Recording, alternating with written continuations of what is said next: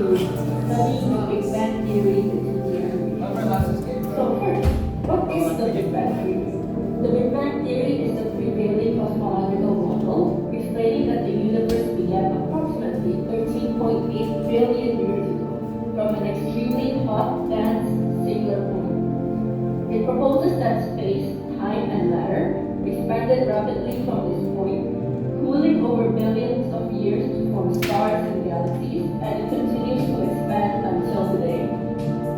So here is the image of what pops up when you search the Big Bang Theory, and we will also be showing you guys the animation. So enjoy.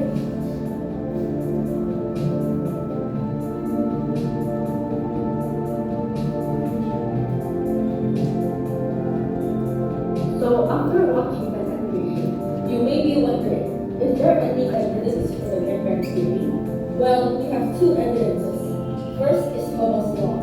Hubble's law states that the recessional velocity of a galaxy is proportional to its distance from Earth. This means that the further away a star is from Earth, the faster it is moving away from us.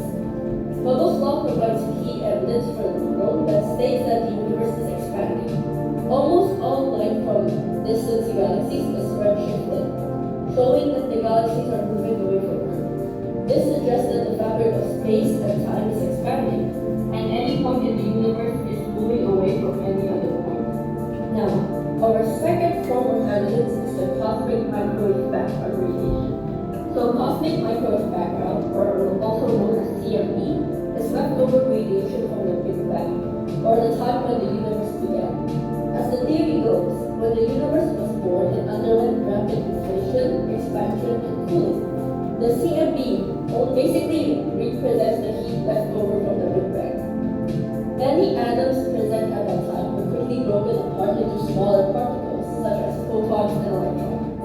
About 380,000 years after the Big Bang, the universe was cool enough that hydrogen could form. Next, we will be learning about the Doppler effect. Just like this image, which you've probably seen before if you did physics by GCSE. The Doppler effect is the apparent shift in wavelength occurring when the source of the waves is moving. If the source is moving towards the detector, then the wavelength appears to decrease. If the source is moving away from the detector, the wavelength appears to increase. It is important to note that the actual wavelength emitted by the source remains the same. It is only the wavelength that is received by the observer or detector that appears to have changed. So you've probably heard of this word already. It's called nebulae. Nebulae are gigantic clouds of dust and gas and are the birthplace of all of the stars that we have in our universe. Over millions of years, the gravitational attraction between dust and gas particles pulls them together to form clouds. As they come closer together, the gravitational collapse accelerates, and some regions become denser and pull in more dust and gas. The gravitational energy of the particles is converted to thermal energy. So as a result, there's a very hot, dense dust and gas that becomes a protostar. For a star to form, the temperature and pressure must be high enough for hydrogen gas nuclei in the protostar to overcome the electrostatic forces of repulsion and undergo nuclear fusion. This nuclear fusion produces helium nuclei, producing a star. Initially, the star remains stable and fluid. The gravitational forces of the particles act to compress the star. The radiation pressure from photons emitted in fusion and gas pressure from nuclei in the core counteracts this, keeping the size of the star almost constant. This equilibrium is known as the main phase of the star. Larger stars are hotter and so undergo fusion faster, using up available hydrogen nuclei more quickly. This means they have a shorter main phase than smaller stars. What happens after the main phase depends on the mass of the star's core. So now we're almost at the end of our video. So we will be talking about the current theories that we have of the universe. As of right now, we only understand about 5% of the universe. It is expanding at an increasing rate, so this acceleration is not fully understood. Dark energy is a hypothetical form which fills all of space with acceleration. And it is used to explain accelerating diffraction, and it will make up 68% of the total energy in the universe. So far, experiments have not been able to find a form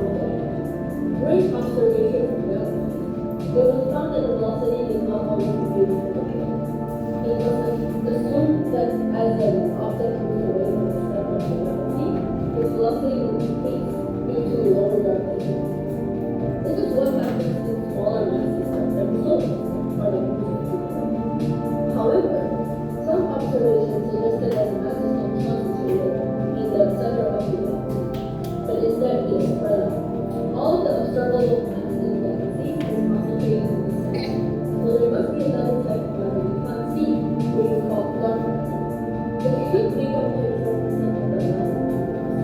We don't know much about it, as it is not seen in telescopes and doesn't observe in light.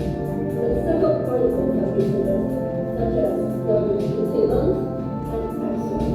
The future of the universe could be open, where it will continue expanding for all time. Or it could be closed. At one point it will stop expanding, contract, and collapse on itself. Or it may even be flat. There might be an end for expansion and the universe will remain just us.